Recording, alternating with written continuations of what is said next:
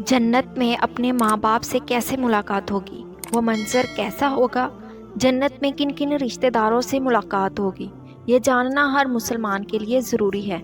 जानकर आप हैरान रह जाएंगे। बिस्मिल्लाहिर्रहमानिर्रहीम। मोहतरम नाजरीन, किसी भी इंसान के लिए दुनिया में ज़्यादा पाकीज़ा और मोहब्बत करने वाला रिश्ता उसके माँ बाप का है। उसके बाद इंसान के सगे बहन भाई और फिर दूसरे रिश्तेदार आते हैं।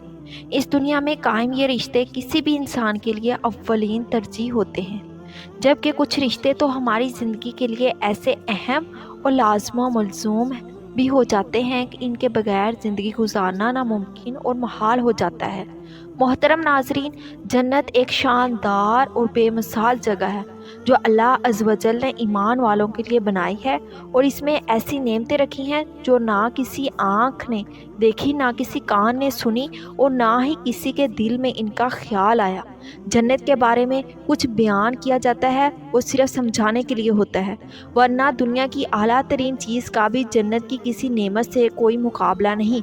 लेकिन अब सवाल ये है, क्या इंसान की ना ख़त्म होने वाली ज़िंदगी में कभी हमारे अहम और पाकीज़ा रिश्ता है क्या हमारे साथ होंगे?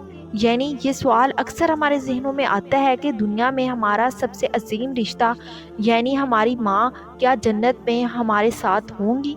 ये अहादीस की रोशनी में इस सवाल का जवाब तलाश करते हैं। अहादीस में है कि जब कोई रूह अलीयीन में पहुंचती है, इनसे मिलने आती है और दुनिया में अपने रिश्तेदारों के बारे में मालूम करती है।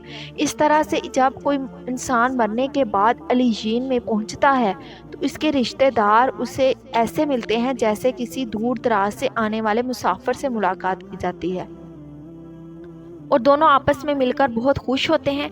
अरशाद बारी ताला है, ऐ मेरे बंदो, आज तुम पर ना कोई खौफ तारी होगा और ना तुम गमगीन होगे। मेरे वो बंदे जो हमारी आयतों पर ईमान लाए थे और फरमाबरदार रहे थे, तुम भी और तुम्हारी बीवियां भी खुशी से चमकते चेहरों के साथ जन्नत में दाखिल हो जाओ। इनके आगे सोने के प्याले और गिलास गर्दिश में लाए जाएंगे।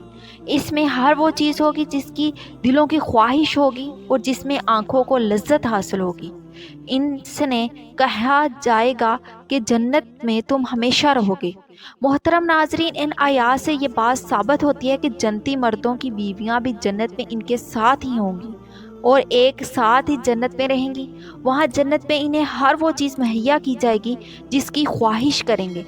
हज़रत अबू हुरैरा रज़ी अल्लाह ताला अन्हो से रवायत है कि रसूल करीम सल्लल्लाहु अलैहि वसल्लम ने इरशाद फरमाया, जिस वक्त कोई मोमिन बंदा मरने के करीब होता है तो रहमत के फरिश्ते सफ़ेद रेशमी कपड़े लेकर आते हैं और रूह से कहते हैं, निकल जा, तो अल्लाह से रज़ामंद है और अल्लाह तुझसे रज़ामंद है, अल्लाह ताला की रहमत की जानब और इसके रिज़्क़ की जानब और हम अपने परवरदिगार की जानब जो कि गज़बनाक नहीं है।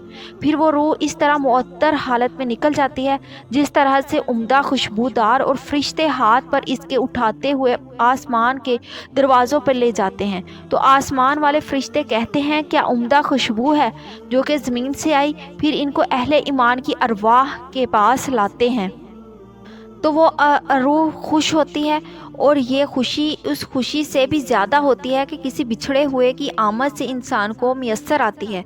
फिर वो पहले से मौजूद मोमिनीन इससे नए आने वाले दरियाफ्त करते हैं, फ़लाँ आदमी ने क्या किया और फ़लाँ आदमी का क्या हुआ, यानी जिस शख्स को दुनिया में छोड़ गए थे अब वो किस तरह के कामों में मशगूल हैं। फिर इन्हीं में से चंद अरवाह आपस में एक दूसरे से कहती हैं कि अभी ठहर जाओ, ऐसे छोड़ दो क्यों ना कि दुनिया के गम में मुब्तला था। ये रूह पूछती है, क्या वो शख्स अभी तक तुम लोगों के पास नहीं पहुंचा और वो कब का मर चुका है। इस पर वो रूहें कहती हैं कि फिर तो वो जहन्नम में गया होगा। मोहतरम नाजरीन, प्यारे नबी हज़रत मोहम्मद सल्लल्लाहु अलैहि वसल्लम ने फरमाया कि तुम्हारे अमाल तुम्हारे इन रिश्तेदारों और ख़ानदान वालों के सामने जो आखिरत यानी कि आलम बरज़ख में है पेश किए जाएंगे। अगर नेक अमल होते होंगे तो और कहते हैं कि ए अल्लाह, आपका फ़ज़ल और रहमत है, बस अपनी ये नेमत इस पर पूरी कीजिए। اس پر اس کو موت دیجیے۔ اس طرح ان پر گناہ گار شخص کا عمل بھی پیش ہوتا ہے تو کہتے ہیں اے اللہ اس کے دل میں نیکی ڈال دے جو تیری رضا اور قرب کا سبب ہو جائے۔ مختلف روایات سے معلوم ہوتا ہے کہ جنت میں مختلف رشتہ دار ایک دوسروں کو پہچانتے ہوں گے اور ایک دوسرے سے ملتے جلتے رہیں گے، اور ان میں سے بعض کو ایک کے ساتھ رکھا جائے گا۔ سورۃ طور کی آیت نمبر 21 میں اللہ سبحانہ و تعالیٰ کا فرمان ہے، اور جو لوگ ایمان لائے ان کی اولاد نے بھی ایمان میں ان کی پیروی کی تو ان کی اولاد کو ہم انہی کے ساتھ شامل کر دیں گے اور ان کے عمل میں کسی چیز کی کمی نہیں کریں گے۔ حضرت ابن عباس رضی اللہ تعالیٰ عنہ سے مروی ہے، بے شک اللہ تعالیٰ مومن کی آنکھوں کو ٹھنڈا کرنے کے لیے اس کی اولاد کو ان کے اصل مقام بلند کر کے اس کے پاس اس کے درجے میں پہنچا دیں گے، اگرچہ یہ اولاد اپنے اعمال کے اعتبار سے اس درجے تک نہ پہنچتی ہو۔ پھر آپ صلی اللہ علیہ وآلہ وسلم نے یہ آیت تلاوت فرمائی، اور جو لوگ ایمان لائے ہیں ان کی اولاد نے بھی ایمان میں ان کی پیروی کی۔ اس سے معلوم ہوتا ہے کہ انسانوں کی اولاد کو اس کی خواہش کے مطابق اس کے ساتھ ہی رکھا جائے گا۔ جو لوگ جنت میں جائیں گے تو یقیناً یہ وہ لوگ ہوں گے جنہوں نے اس دنیا میں نیک اعمال کیے ہوں گے، جبکہ ایسے لوگ بھی ہوں گے جنہوں نے گناہ کیے ہوں گے لیکن اپنے گناہوں پر شرمندہ ہو کر اس دنیا میں ہی اللہ سے معافی مانگ لی، استغفار کر لیا ہو تو اللہ تعالیٰ ان کو معاف فرما کر جنت میں داخل کرے گا، جہاں اللہ عز و جل نے ان کی ہر خواہش پوری فرما دے گا۔ اور یقیناً اس خواہش میں ایک خواہش یہ بھی ہوگی کہ دنیا میں اس سے جو بھی گناہ سرزد ہو چکے ہوں یا کوئی گناہ والے اعمال اس نے کیے ہوں تو اس سے وہ تمام اعمال بھلا دیے جائیں، کیونکہ جنت میں امن اور سکون کی جگہ ہوگی جہاں منفی خیالات اور غم غصے کی کوئی گنجائش نہ ہوگی، اور ایک مومن اور جنتی کے لیے ہر طرف خوشحالی ہی خوشحالی ہوگی، جیسا کہ سورۃ البقرہ کی آیت نمبر 25 میں ارشاد باری تعالیٰ ہے، اور جو لوگ ایمان لائے اور نیک اعمال کرتے رہے ان کو خوشخبری سنا دو کہ ان کے لیے جنت میں باغ جن کے نیچے نہریں بہہ رہی ہیں، جب انہیں ان میں سے کسی قسم کا میوہ کھانے کو دیا جائے گا تو کہیں گے یہ تو وہی ہے جو ہم کو پہلے، اور انہیں ایک دوسرے کے ہم شکل میوے دیے جائیں گے۔ وہاں ان کے لیے پاک بیویاں ہوں گی اور جنت میں ہمیشہ رہیں گے۔ محترم ناظرین، ایک اور حدیث میں ہے کہ رسول صلی اللہ علیہ وآلہ وسلم نے فرمایا جب اہل ایمان جنت میں داخل ہوں گے تو ان میں سے کسی کو اپنے بھائیوں اور رشتہ داروں سے ملنے کی خواہش ہوگی تو اس کا بستر اس سے اڑا کر ان کے بستروں کے برابر پہنچا دے گا، اور پھر دونوں تکیے لگا کر دنیا میں گزرے ہوئے دنوں کے بارے میں باتیں کرنے لگیں گے۔ ان میں سے ایک اپنے ساتھی سے کہے گا کہ اے فلاں، تمہیں یاد ہے کہ اللہ نے فلاں دن اور فلاں فلاں جگہ پر ہماری مغفرت فرمائی تھی، اس طرح کہ ہم نے اللہ سے دعا کی تھی اور اللہ نے ہمیں مغفرت کا پروانہ عطا فرما دیا۔ رسول اللہ صلی اللہ علیہ وآلہ وسلم کے مزاج مبارک کے بارے میں معتد احادیث مبارکہ میں بیان کیا گیا ہے کہ آپ صلی اللہ علیہ وآلہ وسلم انتہائی شگفتہ مزاج تھے اور نرمی، محبت اور مسکرا کر بات کیا کرتے تھے، تاہم کئی بار آپ صلی اللہ علیہ وآلہ وسلم کے بے اختیار ہنس بھی دیتے، مگر یہ اس وقت ہوتا جب آپ صلی اللہ علیہ وآلہ وسلم آخرت کے حالات بیان فرما رہے ہوتے تھے۔ امام عسقلانی فرماتے ہیں کہ یہ کہا گیا ہے کہ آپ صلی اللہ علیہ وآلہ وسلم صرف آخرت کے امور میں ہنسا کرتے تھے، اگر کوئی معاملہ دنیا سے متعلق ہوتا تو اس پر آپ صلی اللہ علیہ وآلہ وسلم تبسم فرمایا کرتے تھے۔ اور آپ صلی اللہ علیہ وآلہ وسلم نے ایک بار صحابہ کرام کو یہ آگاہ کیا کہ روز محشر جب کسی کو جہنم سے نکال کر جنت میں بھیجا جائے گا تو اس کی حالت کیا ہوگی؟ اس پر آپ صلی اللہ علیہ وآلہ وسلم ہنس کر واقعے کا احوال بیان کیا۔ بخاری شریف اور مسلم شریف میں یہ متفق علیہ ہے۔ حدیث مبارکہ یوں بیان کی گئی کہ حضرت عبداللہ بن مسعود رضی اللہ تعالیٰ عنہ سے روایت ہے کہ حضور صلی اللہ علیہ وآلہ وسلم نے فرمایا مجھے اچھی طرح سے معلوم ہے کہ سب سے آخر میں جہنم میں کون نکالا جائے گا یا سب سے آخر میں کون جنت کے اندر داخل ہوگا۔ یہ آدمی اپنے جسم کو گھسیٹتا ہوا جہنم سے باہر نکالے گا، چنانچہ اللہ اسے فرمائے گا جا جنت میں چلا جا، لہٰذا وہ جنت میں داخل ہوگا۔ جنت میں جا کر پھر اسے گمان گزرے گا کہ شاید یہ بھری ہوئی ہے، بس وہ واپس لوٹ کر پھر غرض کرے گا اے رب میں نے تجھ سے وہ بھری ہوئی پائی ہے، چنانچہ اللہ تعالیٰ اسے فرمائے گا جا اور جنت میں داخل ہو، کیوں نہ کہ تیرے لیے جنت میں دنیا کے برابر بلکہ اس سے 10 گنا زیادہ حصہ ہے، تیرے لیے 10 دنیاؤں کے برابر حصہ ہے۔ اور عرض کرے گا اے اللہ کیا مجھ سے مذاق کرتا ہے یا مجھ پر ہنستا ہے، حالانکہ تو حقیقی مالک ہے۔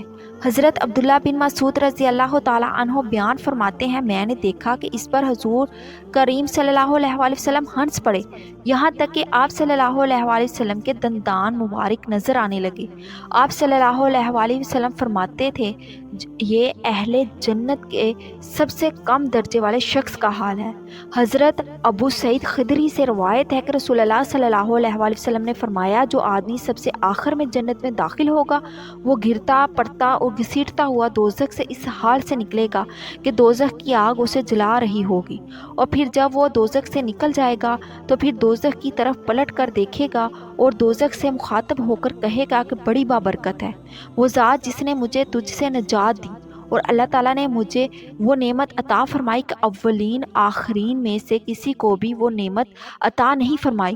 پھر اس کے لیے ایک درجے درخت بلند کیا جائے گا، وہ آدمی کہے گا، اے میرے پروردگار، مجھے اس درخت کے قریب کر دیجئے تاکہ میں اس کے سائے کو حاصل کر سکوں اور اس کے پھلوں سے پانی پیوں۔ اللہ تعالیٰ فرمائیں گے، اے ابن آدم، اگر میں تجھے یہ دے دوں تو پھر اس کے علاوہ اور کچھ تو نہیں مانگے گا؟ تو عرض کرے گا، نہیں اے میرے پروردگار۔ اللہ تعالیٰ اس کے علاوہ اور نہ مانگنے کا معاہدہ فرمائیں گے اور اللہ تعالیٰ اس کا اثر قبول فرمائیں گے، کیوں نہ کہ جنت کی ایسی ایسی نعمتیں دے کر دیکھ چکا ہوگا جس پر اسے صبر نہ ہوگا۔ اللہ تعالیٰ اس سے اس درخت کے قریب کر دیں گے، وہ اس کے سائے میں آرام کرے گا اور اس کے پھلوں کے پانی سے پیاس بجھائے گا۔ پھر اس کے لیے ایک اور درخت ظاہر کیا جائے گا جو پہلے درخت سے کہیں زیادہ خوبصورت ہوگا۔ وہ آدمی عرض کرے گا، اے میرے پروردگار، مجھے اس درخت کے قریب فرما دیجئے تاکہ میں اس کا سایہ حاصل کر سکوں، اس کا پانی پیوں اور اس کے بعد میں کوئی اور سوال نہیں کروں گا۔ اللہ فرمائیں گے، اے ابن آدم، کیا تو نے مجھ سے وعدہ نہیں کیا تھا کہ تو مجھ سے اور کوئی سوال نہیں کرے گا؟ اور اب اگر تجھے اس درخت کے قریب پہنچا دیا تو پھر تو اور سوال کرے گا۔ اللہ تعالیٰ پھر اس سے اس بات کا وعدہ لیں گے کہ اور کوئی سوال نہیں کرے گا، تاہم اللہ تعالیٰ کے علم میں وہی معذور ہوگا، کیوں نہ کہ وہ ایسی ایسی نعمتیں دیکھے گا کہ جس پر وہ صبر نہ کر سکے گا۔ پھر اللہ تعالیٰ اس کو درخت کے قریب کر دیں گے اور اس کے سائے میں آرام کرے گا اور پانی پیے گا۔ پھر اس سے جنت کے دروازے پر ایک اور درخت دکھایا جائے گا جو پہلے دونوں درختوں سے زیادہ خوبصورت ہوگا۔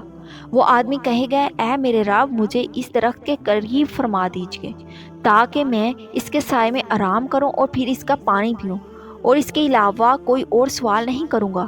پھر اللہ تعالیٰ اس آدمی سے فرمائیں گے، اے ابن آدم، کیا تو نے مجھ سے یہ وعدہ نہیں کیا تھا کہ تو اس کے بعد کوئی اور سوال نہیں کرے گا؟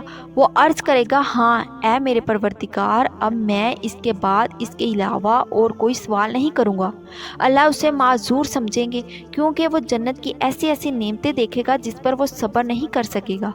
پھر اللہ تعالیٰ اسے اس درخت کے قریب کر دیں گے۔ جب وہ اس درخت کے قریب پہنچے گا تو جنت والوں کی آوازیں سنے گا، تو پھر وہ عرض کرے گا، اے میرے رب، مجھے اس میں داخل کر دے۔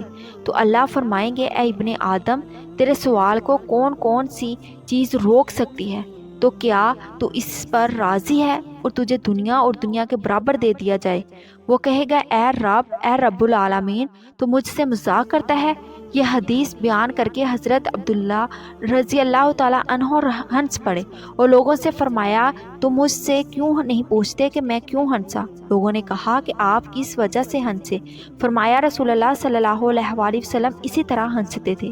فرمایا، اللہ رب العالمین کے ہنسنے کی وجہ سے جب وہ آدمی کہے گا کہ آپ رب العالمین ہونے کے باوجود مجھ سے مذاق فرما رہے ہیں، تو اللہ فرمائیں گے کہ میں تجھ سے مذاق نہیں کرتا مگر جو چاہوں کرنے پر قادر ہوں۔